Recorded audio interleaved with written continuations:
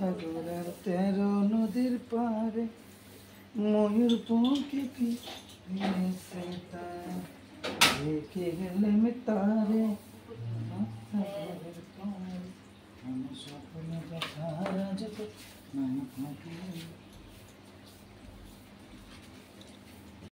Hello বন্ধুরা, তোমরা সবাই কেমন আছো? আমি খুব ভালো আছি, আশা করি তোমরা সবাই খুব ভালো আছো। তো তোমাদের সবাইকে সমাজ ডেইলি ব্লগে স্বাগত জানাই। তো আজকে রবিবার, আজকে হচ্ছে লোকনাথ পুজো। তো সকাল সকাল উঠে গেছি, উঠে আগে দৌড়ে জল দিয়ে তালাটা খুলে নিলাম। তো একটা বড় মাছ ছিল, ফুল নেবে দুটো। এই গাছটা দেখালাম না কাল তোমাদের, ওই গাছে দুটো ফুল ফুটেছে। বড় মা বললো আমার দুটো দেবে, আমি তার নাও। তো এই বড় মা দুটো ফুল নেবে বলে দাঁড়িয়েছিল। তো চলো এখন আস্তে আস্তে সব কাজগুলো স্টার্ট করি। তো আজকে পুজো, বাড়িতে ছোটো করে হলে একটু পুজো দেবো। তো চলো আজকে পুজো দেবো, সেই পুজোটা তোমাদের সাথে শেয়ার করব। তো দেখো আমি এখন চলে এসেছি ঠাকুর ঘরটা পরিষ্কার করে নেব, কিন্তু বাসি কাপড় যেহেতু ঠাকুর ঘরে ঢুকতে পারবো না, তো ঘরগুলো আগে মুছে নিলাম, যেহেতু ঘরে পুজো হবে। এদিকে তোমার দাদাভাই গাছে উঠেছে পেয়ারা পাড়তে, যে পেয়ারা পেড়ে আমরা এমনি সময় খাই, তো গাছের ফল যদি ঠাকুরকে দেওয়া যায় তার জন্য গাছে উঠেছে। তো প্রথমে বলেছিল যে না গাছে একটা পেয়ারা নেই, কিন্তু পরে 5টা পেয়ারা পেয়েছে। এদিকে পেয়ারা পাড়া হয়ে যাবে, তারপর আমি ঠাকুরের বাসনগুলো নামিয়ে নেব। তো বেশি তো বাসন নেই, তাই জন্য অল্প বাসন, ওই জন্য ঠাকুরের বাসনগুলো নামিয়ে নেব। নিয়ে এবার ঠাকুরের বাসনগুলো মেজে ধুয়ে পরিষ্কার করে নেব। দিয়ে আমার এদিকে সব কাজ হয়ে গেছে। এবার আমি রাস্তাটা খালি ঝাড় দেবো, উঠানটা পরিষ্কার করব, তাহলেই আমার হয়ে যাবে। তারপর আমি স্নান করব, স্নান করে গিয়ে ঠাকুর ঘর পরিষ্কার করব, ঠাকুর ঘরটা পরিষ্কার করে দেবো। আর পুজো আমাদের তোমার দাদাভাই করবে, কারণ পুজো তোমার দাদাভাই করে। যবে থেকে আমার বিয়ে হয়েছে তবে সেই বছরই আমাদের এই লোকনাথ ঠাকুরটা প্রতিষ্ঠান করা হয়েছিল।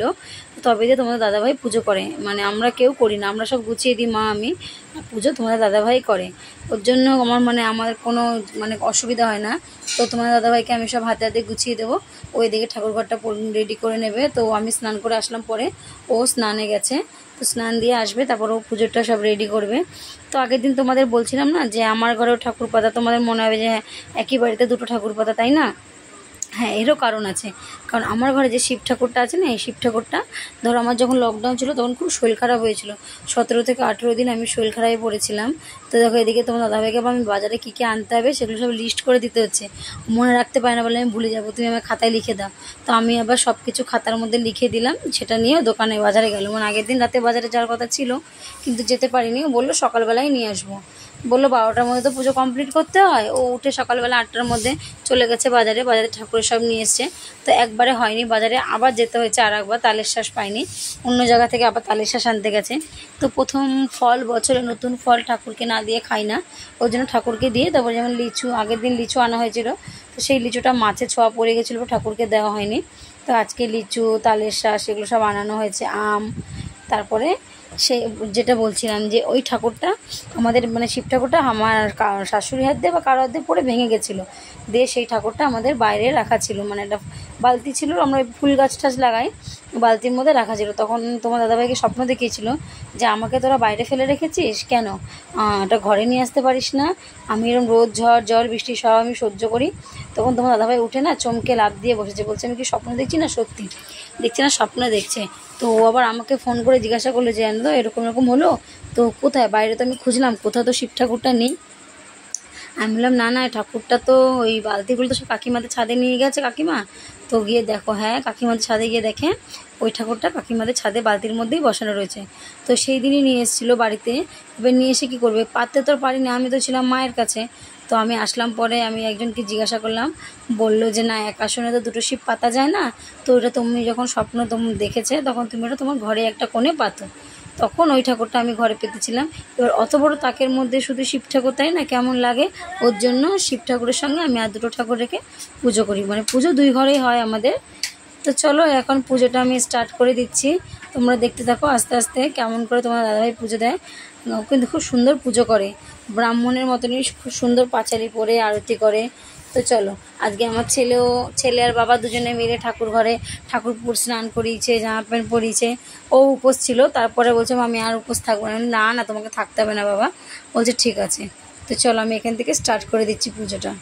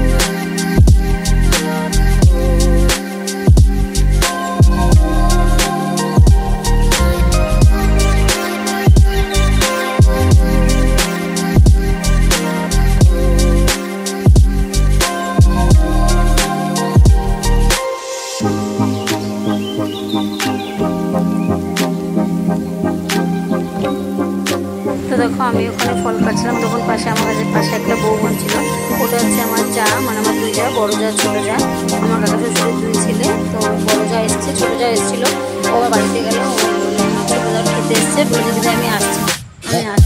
তো আসলে বলে দিদি কিছু করবো, আমি কী করবো, বসে তো পুজো দিয়ে জল দিতে আমি বসি না, দাও না কিছু করে দিন। তো তাদের লিচুগুলো ছাড়া, ও লিচুগুলো ছাড়াচ্ছিল। আর এদিকে আমাদের বাইরেও দেবর সামনে ঢুকতে ঠাকুর আছে, এই ঠাকুরের প্রত্যেকবার আমরা এই ঠাকুরকে স্নান টান করিয়ে চন্দন করিয়ে মালা করাই। তো উপরে মা কালী ছিল, এদিকে ভোলে বাবা ছিল, সবাইকে মালা নিয়ে এসেছিলাম, সবাইকে মালা পরিয়ে দিলাম। তো এদিকে আমাদের কী বলবো, আর মানে আমাদের ঠাকুর পুজো এরকমভাবে হয়, অল্প স্বল্প করে আমরা করিয়ে নিই, প্রত্যেকবারই চেষ্টা করি বড় করে করার, কিন্তু পেরে উঠি না। একবার করেছিলাম, তো এবারও খুব ইচ্ছে ছিল, কিন্তু যেহেতু আমার এই সময়টি আমার কাজটা বন্ধ থাকে, তো খুব অসুবিধা হয়ে যায়। তাও তো 7 দিনের মধ্যে যেটুকুনি চেষ্টা করেছি সেটুকুনি করেছি, আর কি বলবো।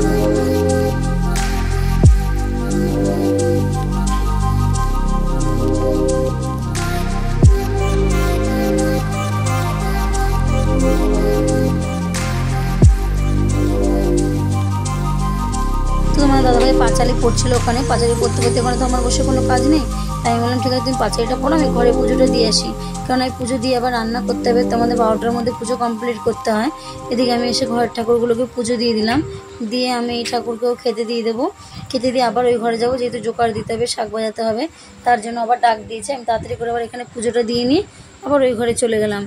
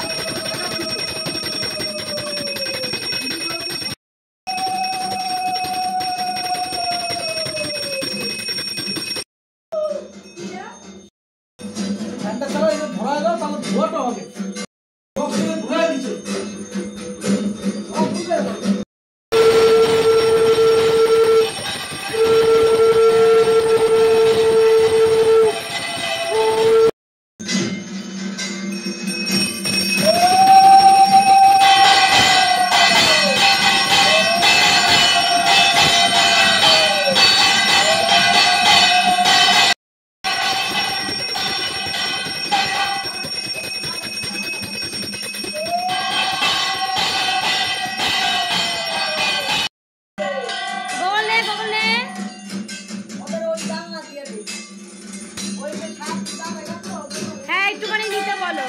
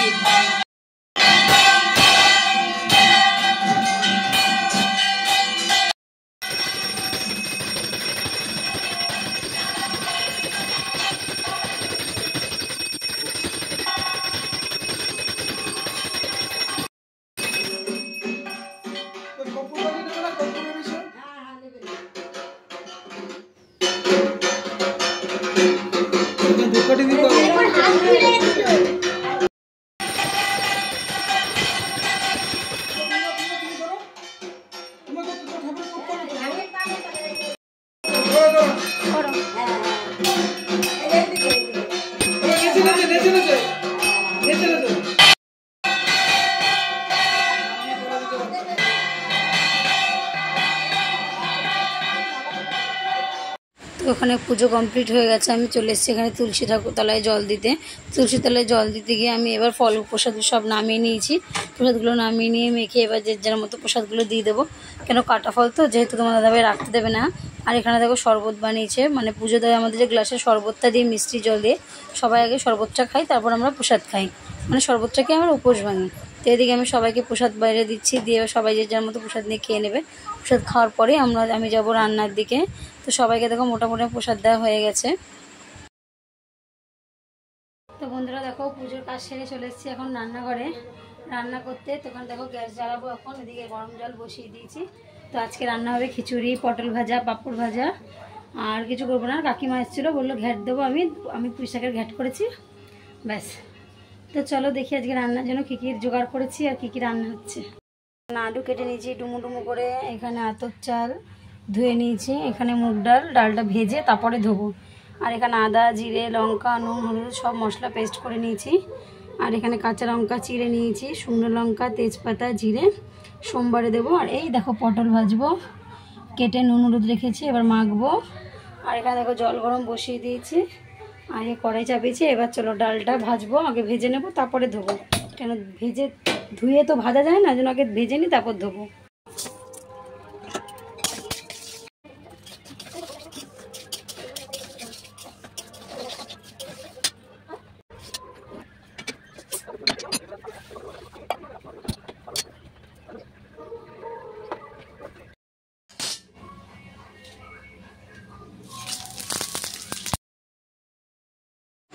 তো চলো এখানে আমার দেখো খিচুড়ি বসানো হয়ে যাবে। ডালটা ধুয়ে নেবো, ধুয়ে আমি মশলা কষাতে ওখানে দিয়ে দিয়েছি কড়াইতে। দিয়ে এবার চাল ডালটা দিয়ে একটু মশলাটা কষিয়ে নেবো, কারণ আমি চাল ডালটা দিয়ে মশলা কষিয়ে নিই। মানে অনেক রকমভাবে খিচুড়ি করা যায়, অনেক রকমভাবে। আবার চাল গরম জলের মধ্যে চাল ডালটা দিয়ে ভেজে শুধু মশলাটা আলু দিয়ে কষিয়ে নিয়ে এইভাবেও করা যায়। তো আজকে মনে হলো আমি এরকম কড়াইতে একটু কষিয়ে নিয়েই করবো। তো তেলটা ছাড়ার পর, মানে মশলা দিয়ে যে জলটা ছাড়ে, তারপরে আমি চাল ডালটা দিয়ে দিলাম। এদিকে পাঁপড় ভেজে নেব, খিচুড়ির সাথে পাঁপড় ভাজা, আর এদিকে পটল ভেজে নেব। তো চলো আজকের ভিডিওটা আমি এখানেই শেষ করছি। আজকের ভিডিওটা বেশি দূরে নেব না, কারণ পুজোর ভিডিওটা তো অনেক বড় হয়ে গেছে, তাই না? তারপর সারাদিনে ভিডিও তুলতে গেলে আরও অনেক বড় হয়ে যাবে। তো এই ভিডিওটা আমি এখানেই শেষ করছি। তো তোমরা আমাকে সবাই জানাবে যে ভিডিওটা কেমন লাগলো, তোমার দাদাভাই পুজো করলো কেমন লাগলো, সবার ভালো না খারাপ অবশ্যই আমাকে কমেন্টে জানিও, ঠিক আছে? তো গুড আফটারনুন বন্ধুরা, এখন তো আর গুড নাইট বলা যাবে না, গুড আফটারনুন বন্ধুরা, সবাই খুব ভালো থেকো। এখন যেহেতু দুপুরবেলা, এখন রাত না, তো আমাদের দুপুরবেলাটা যে গরম গরম খিচুড়ি, বেগুন না পটল ভাজা, পাঁপড় ভাজা কাটলো। এবার তোমাদের যে যার মতো সবাই খুব ভালো থেকো। আবার কালকে একটা নতুন ব্লগ নিয়ে চলে এসেছি। টাটা বন্ধুরা।